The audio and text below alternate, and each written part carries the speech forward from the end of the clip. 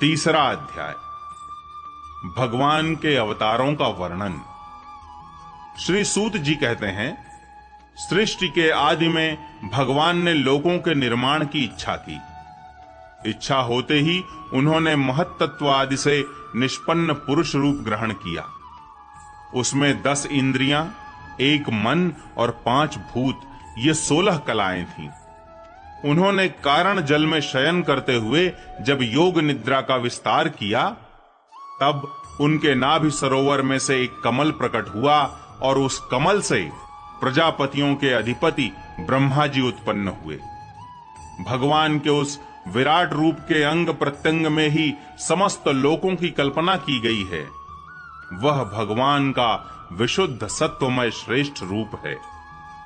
योगी लोग दिव्य दृष्टि से भगवान के उस रूप का दर्शन करते हैं। भगवान का वह रूप हजारों पैर, जांघें, भुजाएं और मुखों के कारण अत्यंत विलक्षण है।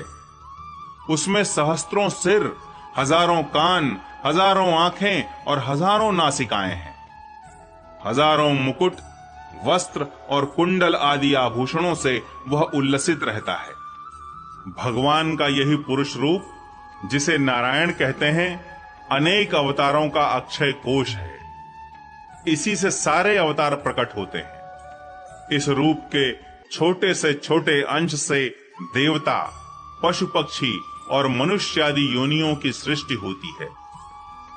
उन्हीं प्रभु ने पहले कौमार सर्ग में सनक, सनंदन, सनातन और सनत कुमार, इन 4 ब्राह्मणों के रूप में अवतार ग्रहण करके अत्यंत कठिन अखंड ब्रह्मचर्य का पालन किया।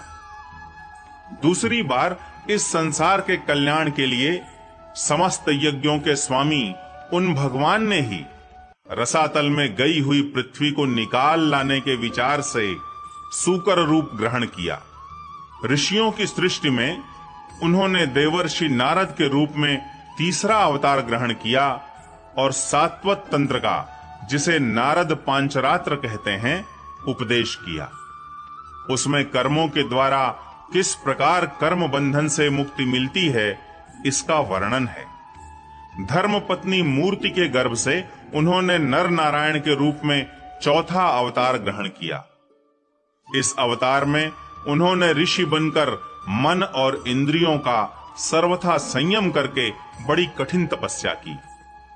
5वें अवतार में वे सिद्धों के स्वामी कपिल के रूप में प्रकट हुए और तत्वों का निर्णय करने वाले सांख्य शास्त्र का, जो समय के फेर से लुप्त हो गया था, आसुरी नामक ब्राह्मण को उपदेश किया। अनुसूया के वर मांगने पर 6ठे अवतार में वे अत्रि की संतान दत्तात्रेय हुए। इस अवतार में उन्होंने अलर्क एवं प्रह्लाद आदि को ब्रह्म ज्ञान का उपदेश किया।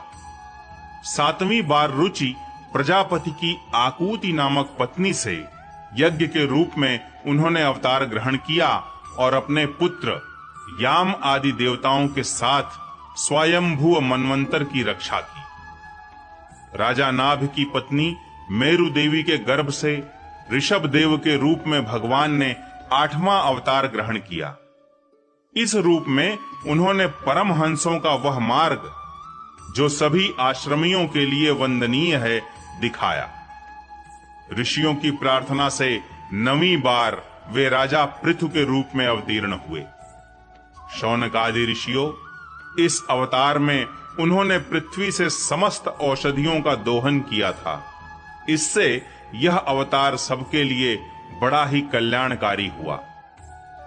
चाक्षुष मनवंतर के अंत में जब सारी त्रिलोकी समुद्र में डूब रही थी, तब उन्होंने मत्स्य के रूप में 10वां अवतार ग्रहण किया और पृथ्वी रूपी नौका पर बैठाकर अगले मनवंतर के अधिपति वैवस्वत मनु की रक्षा की। जिस समय देवता और दैत्य समुद्र मंथन कर रहे थे, उस समय 11वां अवतार धारण करके कच्छप रूप से भगवान ने मंदराचल को अपनी पीठ पर धारण किया। 12वीं बार धन्वंतरी के रूप में अमृत लेकर समुद्र से प्रकट हुए और 13वीं बार मोहिनी रूप धारण करके दैत्यों को मोहित करते हुए देवताओं को अमृत पिलाया। 14वें अवतार में उन्होंने नरसिंह रूप धारण किया और अत्यंत बलवान दैत्यराज हिरण्यकशिपु की छाती अपने नखों से अनायास इस प्रकार फाड़ डाली जैसे चटाई बनाने वाला सींग को चीर डालता है। 15वीं बार वामन का रूप धारण करके भगवान दैत्यराज बलि के यज्ञ में गए। वे चाहते तो थे त्रिलोकी का राज्य, परंतु मांगी उन्होंने केवल 3 पग पृथ्वी।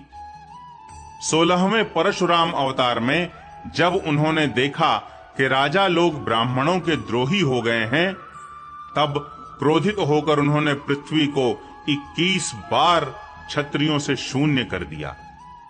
इसके बाद 17वें अवतार में सत्यवती के गर्भ से पराशर जी के द्वारा वे व्यास के रूप में अवतीर्ण हुए। उस समय लोगों की समझ और धारणा शक्ति कम देखकर आपने वेद रूप वृक्ष की कई शाखाएं बना दी। 18वीं बार देवताओं का कार्य संपन्न करने की इच्छा से उन्होंने राजा के रूप में रामावतार ग्रहण किया और सेतु बंधन, रावण वध आदि वीरतापूर्ण बहुत सी लीलाएं की।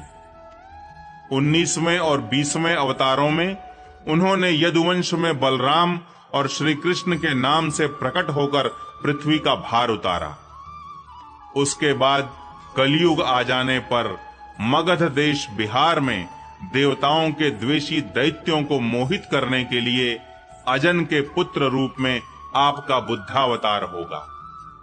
इसके भी बहुत पीछे जब कलयुग का अंत समीप होगा और राजा लोग प्रायः लुटेरे हो जाएंगे, तब जगत के रक्षक भगवान विष्णु यश नामक ब्राह्मण के घर कल की रूप में अवतीर्ण होंगे।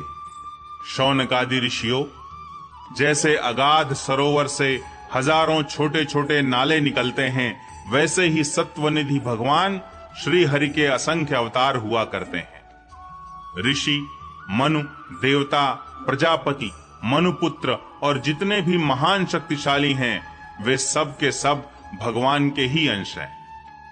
ये सब अवतार तो भगवान के अंशावतार अथवा कलावतार हैं, परंतु भगवान श्री कृष्ण तो स्वयं भगवान ही हैं। जब लोग दैत्यों के अत्याचार से व्याकुल हो उठते हैं, तब युग युग में अनेक रूप धारण करके भगवान उनकी रक्षा करते हैं। भगवान के दिव्य जन्मों की यह कथा अत्यंत गोपनीय, रहस्यमयी है। जो मनुष्य एकाग्र चित्त से नियम पूर्वक सायंकाल और प्रातःकाल प्रेम से इसका पाठ करता है, वह सब दुखों से छूट जाता है। प्राकृत स्वरूप रहित चिन्मय भगवान का जो यह स्थूल जगदाकार रूप है, यह उनकी माया के महत्त्वादि गुणों से भगवान में ही कल्पित है। जैसे बादल वायु के आश्रय रहते हैं और धूसरपना धूल में होता है, परंतु अल्प बुद्धि मनुष्य बादलों का आकाश में और धूसरपने का वायु में आरोप करते हैं, वैसे ही अविवेकी पुरुष सबके साक्षी आत्मा में स्थूल दृश्य रूप जगत का आरोप करते हैं। इस स्थूल रूप से परे भगवान का एक सूक्ष्म अव्यक्त रूप है, जो न तो स्थूल की तरह आकारादि गुणों वाला है और न देखने सुनने में ही आ सकता है। वही सूक्ष्म शरीर है।